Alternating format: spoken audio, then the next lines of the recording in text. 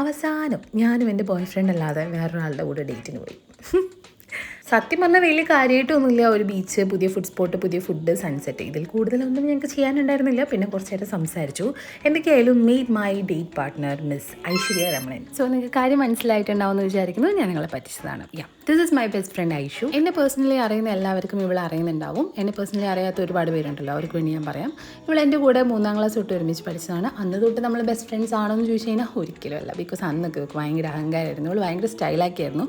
പിന്നെ വളർന്നു വന്നപ്പോൾ എനിക്ക് മനസ്സിലായി ഉള്ളൊരു പൊട്ടത്തിയാണെന്ന്. ഫൈനലി നമ്മൾ രണ്ടുപേരും ബെസ്റ്റ് ഫ്രണ്ട്സായി.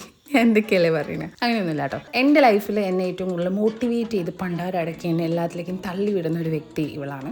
ഇവൾ കാരണമാണ് ഞാൻ യൂട്യൂബ് ചാനൽ സ്റ്റാർട്ട് ചെയ്യുന്നത്. അവൾ പറയുന്നത് എനിക്ക് അതിനുള്ള പൊട്ടൻഷ്യലും കഴിവൊക്കെ ഉണ്ടെന്നാണ്. സോ ഞാനതങ്ങോട്ട് അംഗീകരിച്ചു കൊടുത്തു. അതുപോലെ തന്നെയാണ് ഇവൾ കാരണമാണ് ഞാൻ ബിസിനസ് സ്റ്റാർട്ട് ചെയ്തത്.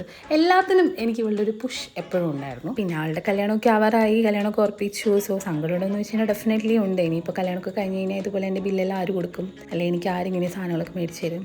അല്ല, നമ്മളെ ഒന്നുമില്ല. ബൈ.